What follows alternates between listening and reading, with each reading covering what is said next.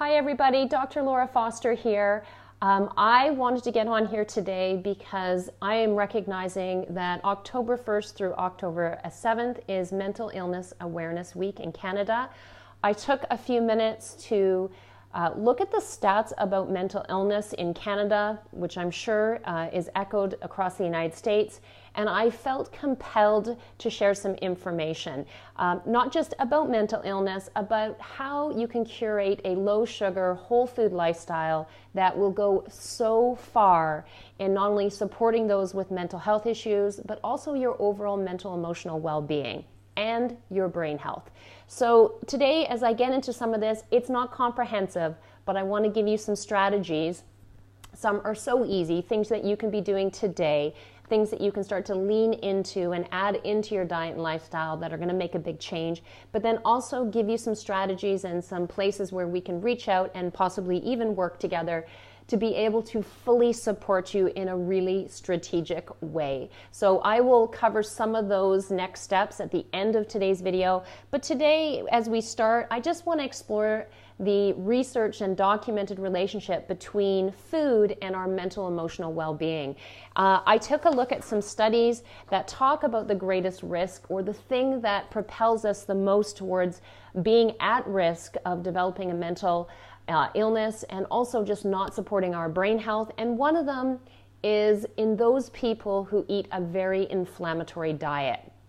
Now, I'm going to explain what that is, but suffice to say, eating in such a way that promotes inflammation in our body not only creates inflammation in the gut, but it leads towards systemic inflammation, which, if you're aware of anything that promotes disease in the body, it is the formation and sustaining of inflammation. When inflammation starts to become systemic, starting in the gut, going systemic, of course, it also happens at the level of the brain. Eating an inflammatory diet can be looked at like this. Those people who have a high level of processed foods in their diet, meaning it's not grown from a plant, but made in a plant and doesn't have expiry dates and is very difficult for your body to break down and utilize, are at higher risk as well. If you do not have enough healthy fats, or conversely have a high level of unhealthy fats in your diet, this is also very, very pro-inflammatory in the body. And having too much sugar in particular. And since I'm the sugar detox doc and I make a living of educating people on how to create a low sugar, sustainable whole food lifestyle, I'm going to give you some of my strategies there, okay? So today we're going to talk about how do you eat and hydrate so that you are not creating inflammation in the body. You are not one of the people that is promoting an inflammatory diet. So before I go forward, I need to back up. If you don't think that mental health is an issue for you, we're maybe not recognizing how big of an issue it is. And if it's not an issue for you now, you probably know somebody that it is an issue for. If you have children, if you have people that rely on you or in your fold, this is the information I want you to be aware of. That 1 in 5 people in any given year will experience mental health issues or mental health problems. In other words, they'll have an illness or they'll have a problem with it. As well, by age 40. By age 40, 50% of our population will have or have had a mental illness. 50%. And I can tell you, I'm more than 40, and I will say that's true. That the amount of depression and anxiety, at the very least, I mean, surely there's a whole lot more other mental illnesses to be aware of, but let's just talk depression and anxiety. I will tell you so many of not only my friends, my coworkers, my family members, and also my friends' children that deal with depression and anxiety. It's a big deal. Anxiety is so common now. I've been a chiropractor for almost 23 years. There were years, and this probably has to do with people's reluctance to talk about it, the level of shame around mental illness and mental health issues. But I will say children are so at risk now. 12 to 19-year-olds, 3.2 million Canadian kids are at risk for developing depression. All right, 3.2 million. And Canada's youth suicide rate is the 3rd highest in industrialized nations. It is also the leading cause of death in 15 to 24-year-old Canadians. So it runs the gamut. It goes from just not feeling the way you want to be feeling, highs and lows, anxiety, minor bouts of depression, to full-on diagnoses, major depressive episodes, and whatnot. So the things I talk about today will directly improve not only the management of these illnesses, but also reduce the risk for you developing it, okay? So I think it's important. I know it's important, and for many of you, this is just something that you're going to be able to sink into. So if you have a mental illness of any type, or you struggle with any of these things, I want you to pull up your chair. I also want you to be aware that these are also things that help prevent development of things like Alzheimer's and dementia later in life. These are the same mechanisms. So what you eat, how you nourish yourself, and how you hydrate yourself plays a significant role, and there's so much you can do about it. So the biggest thing I'm going to talk about today, I am going to talk about the fats, but I'm also going to talk about the sugar. And the reason is that we are having absolutely toxic levels of sugar in our standard North American diet across the board. I'm going to give you some stats. If you are an average Canadian, you are consuming on average 27 teaspoons of sugar per day. 27 teaspoons. That's 3 times more than the allowable recommended for normal physiology and brain health. The average teenage boy is absolutely topping the scales with 42 teaspoons of sugar on average per day. That is like having over 5 cans of soda pop every single day. And I know what you're thinking when it comes to teenage boys. You're thinking, yeah, teenage boys, they eat junk food. Well, guess what? The 9-year-olds to 13-year-old risk is huge. It's the same risk that's happening for teenage boys. They're having on average 38 teaspoons of sugar per day, and they should be having less than 8. I recognize, and you recognize, that we feed our 9-year-olds. But at the same time, I recognize that most of us are not feeding our 9-year-olds a constant stream of things like cakes and candies and cookies. Sugar is hidden in our North American diet, and I will tell you why food manufacturers go to great lengths to do whatever they can to try and increase the amount of hidden sugar in our diet. These hidden sugars are the things I want to enlighten you to, because if they're not hidden for you, there are things that you're very, very easily going to be able to take out of your diet and allow you to have a greater level of health and get on top of some of the risk factors for mental illness, okay? So that's what's happening across the board, and let me tell you, the trend for sugar consumption is not going down. It is a direct linear relationship that is going out of sight. The amount of sugar that was even in the regular things that we used to eat 10, 15, 20 years ago has significantly more sugar than it used to. 85% of all our sugar intake, now this is where you can make a difference for yourself just by increasing your awareness. 85% of all our sugar intake happens in the form of beverages. Beverages! Wow, right? I never actually knew that for the longest time. And we are all aware when we have a can of Coke or a can of some sort of soda that it's full of sugar. But are we aware that there's almost just as much, if not more, sugar in things like Gatorade? A cup of cow's milk has 12 grams of sugar. Vitamin water, smoothies that are just not made right, has way too much fruit in it or other forms of sugar. Fruit juices, sweetened and unsweetened fruit juice, is full of sugar. And things like Gatorade, the things that are marketed to our children, like, I might have said this, vitamin water, and so on. Energy drinks, they are absolutely full of sugar. A teenager in today's society, I would recommend 30 grams of sugar or less per day. As an adult, your target is 40 grams of sugar or less a day, and if you have a child, you're looking at 20 grams of sugar or less a day. Just so you're aware, it is so plentiful in beverages that even a very small unsweetened apple juice, those little junior juices that you get, has 19 grams of sugar in it, which is pretty much the entire daily intake, okay? So the number one place that we're getting it is just what I said. Indeed, very much the beverages. So if I could give you a strategy, instead of feeling overwhelmed with all the different places that you get sugar, what if you just got super curious on a day-to-day basis with looking into how much sugar is in the things that you simply drink. So what are you drinking on a daily basis that is full of sugar? Hold on a second, I'm sorry. My computer just did what computers do. I'm back. You probably could see me the whole time, but I couldn't see you. And so that awareness factor around beverages will go a long ways. If 85% of all of our sugar intake comes in the form of beverages, being super curious about how much sugar is in our beverages makes a big difference. Okay, so it's not about not having sugar in your diet. It's about keeping the sugar levels down. Because when we consume sugar in the body, I want to tell you what happens. When we consume sugar in the body, what happens at the level of the brain is the brain detects the sugar. So once the whole body response happens, where we take sugar in our mouth and it goes into our digestive tract and the enzymes break it down and it comes across the lining of our small intestine into our bloodstream, our pancreas detects it, it releases insulin. That insulin allows our cells to uptake the sugar. If we require it, it gets used. If it doesn't, it gets immediately stored as fat. Now, that's what happens at the level of the body. But what happens at the level of the brain is when that sugar is detected, immediately the brain detects it and will dump out a really significant level of serotonin and dopamine. That makes us feel really, really good. So those neurotransmitters, those chemicals that get released, make us feel good in the moment. That stimulates the reward centers of the brain, very similar to any type of drug addiction.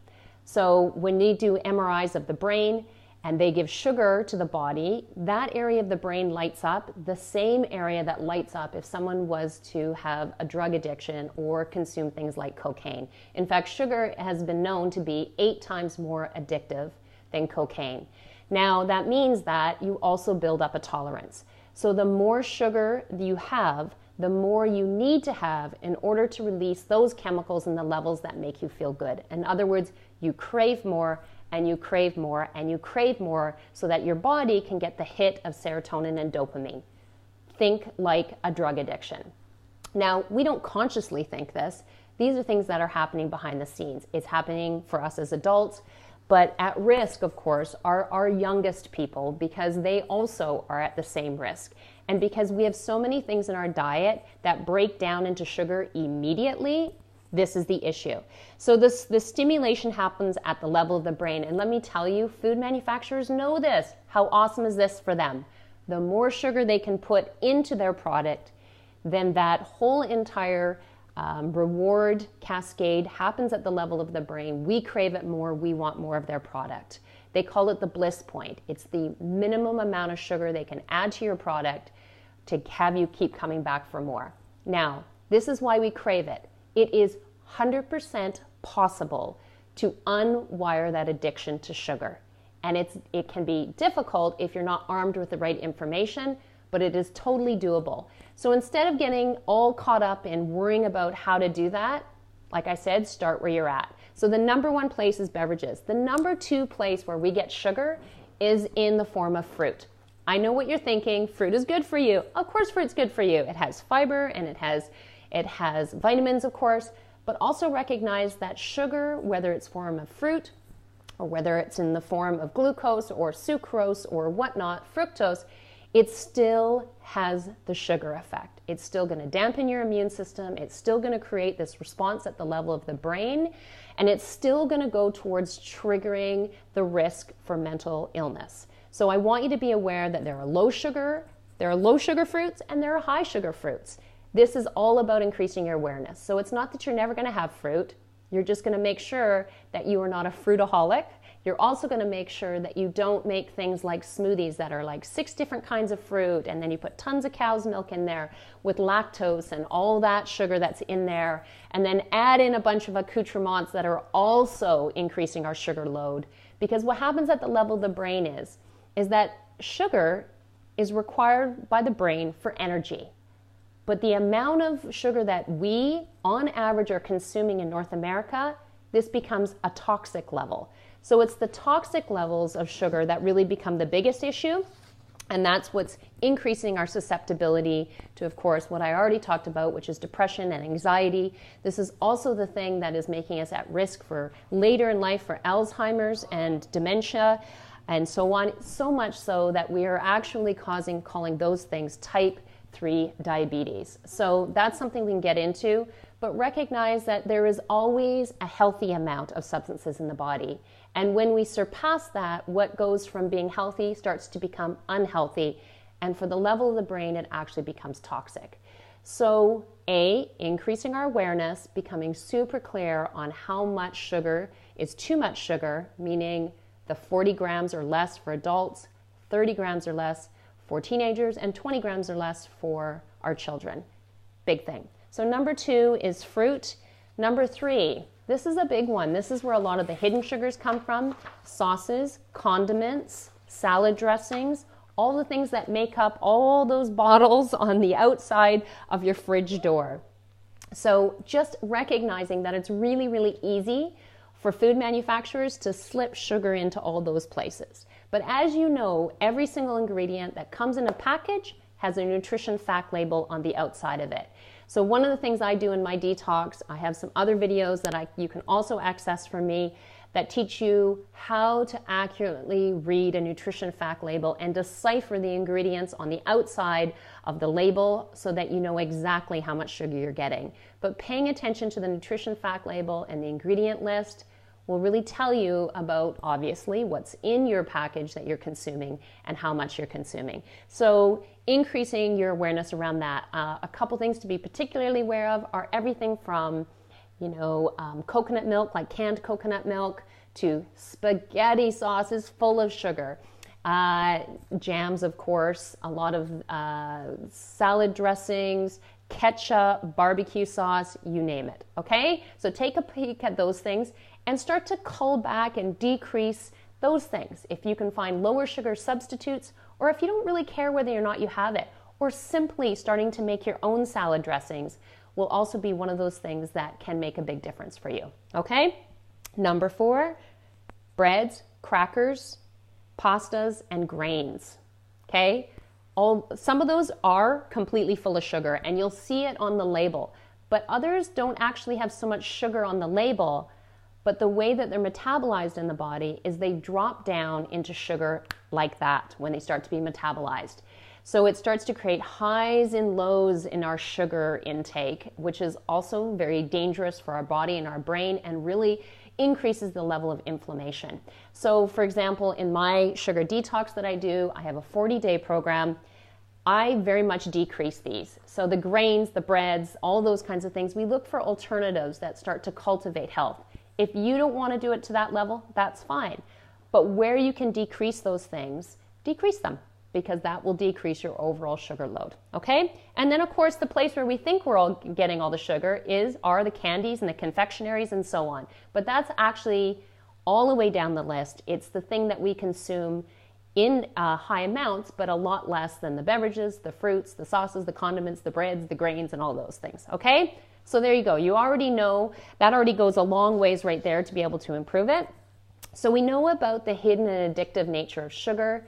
We're aware of where we're often getting a lot of the sugar amounts. This decreases our processing right there. So when we talk about an inflammatory diet and how inflammatory diets promote inflammation and increase brain inflammation and increase our risk for mental illness and mental emotional well-being for that matter, we also know that it's the toxic levels that are becoming the greatest risk. So all you're trying to do is you're trying to decrease those levels over time, okay? So you want to read your labels, you want to do all of that. Last thing, hold on. I want to talk to you about protein and fat. Okay, so you're decreasing the processing because you are decreasing the amount of sugar in your diet and you're eating more whole foods. But the thing that's also going to help is you're going to decrease the unhealthy fats and you're going to start to substitute healthy fats. Your body requires healthy fat. Your brain requires healthy fat. It's a very, very important part to sustaining good health, making the proper hormones that we require, and the most important glandulars and so on. So what's a healthy fat? Healthy fats are things like coconut oil, avocado oil, avocados in general, pumpkin seed oil, extra virgin olive oil, especially if you only bring it to a very mild amount of heat, or you only have it unheated, so in salad dressings or over top of things. Ghee, which is clarified butter, is a very healthy form of fat. Your body requires it. Butter is great as long as you, for the most part, stick to grass-fed butter, especially organic. Raw seeds and nuts, okay? So not peanuts, because those are actually legumes, but other forms of nuts. Macadamia nuts, Brazil nuts, almonds, cashews, pumpkin seeds, sunflower seeds, all of those things are great. If you consume them raw, then of course you're getting access to the healthy fats. They also have a fair amount of protein, so they allow us to smooth out our blood sugar. Now, here's the thing about supporting your mood, is that having stable blood sugar is really, really important. When we don't have stable blood sugar, in other words, we have a huge amount of sugar or processed food, then what happens is our blood sugar goes up, that insulin goes into our system, it takes the sugar out of our bloodstream, and our blood sugar drops, and so do we. So then we start hankering and craving for the next thing, and we get what we call hangry, which is it affects our mood. Some people are more susceptible to that than others. I will tell you, I have a son that is like a 911 project if we don't keep his blood sugar stable. So if that's you, and I suspect for a lot of people it is, then really keying into the idea of healthy fat and having good sources of protein in our diet, that's what does this. And I will tell you, when you start to drop processed food and sugar out of your diet, you will start to become very attuned to just how sweet and disgusting a lot of those things are. When we have tons and tons and tons of that in our diet, we actually lose our taste and our sensitivity to non-sweet things. So all of a sudden vegetables don't taste that good, and real food is not as tasty as it really should be. But when you start to slowly and strategically over time start to decrease these, you will attune to it and you will start to crave real whole food. Those vitamins, those minerals, the hydration that's in there will go a long way to support your body. So you want to start to eat more healthy fat, and the things that you want to stay away from are high heated vegetable fats and unstable trans fats and so on. So if you are high heating anything on the stove or in the oven, you want to be using heat stable fats like coconut oil and avocado oil. Those are the fats that are able to stay healthy even when they're heated. Extra virgin olive oil, again, excellent for you, but you don't want to heat it a whole lot. I don't actually heat it at all. So if I'm going to heat something, that's when I use my grass-fed butter, or I use my ghee, or I use the avocado oil or coconut oil. Like I said, you want to go towards the nuts and seeds and so on. Those are your healthy fats. At the same time, you want to focus on more protein.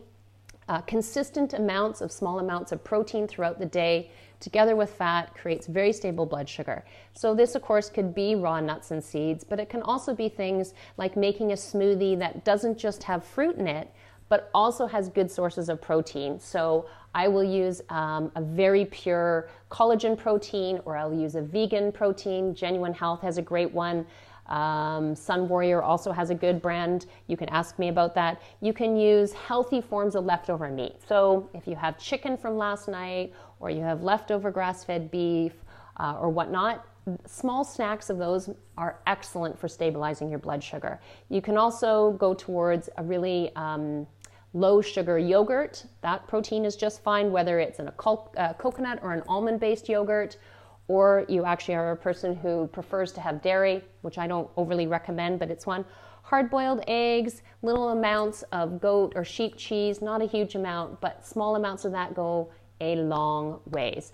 So probably not coincidentally at all, having more healthy fat and having more protein in your diet also helps you manage the sugar cravings that happen when you start to decrease the amount of sugar in your body. So this is my, quick start strategies for you. These are things that you can start to do, just increasing your awareness and starting to reduce it even by 20 or 30% makes a giant difference. If you are interested in my 40-day online sugar detox, the next one is coming up. I will put the link below. And that will be an opportunity for you to work with me in a group of people. It is a deep dive 6-week program. So you get menus, you get recipes, you get an entire digital and printed guide. There's pre-recorded videos with all sorts of education. I'm on Facebook Live every week. I am on the private Facebook page. I am literally linking arms with you to teach you and help you strategize how to create a sustainable, low-sugar, whole food lifestyle. All right, so I'll put the link below. If you're interested, we would love, love, love to see you in the next detox. And if you want to reach out to me with further questions, then I absolutely encourage you to do so. All right, so I'm signing off for now. I hope you learned some strategies that will help you. And by all means, reach out to me. Have a fantastic day.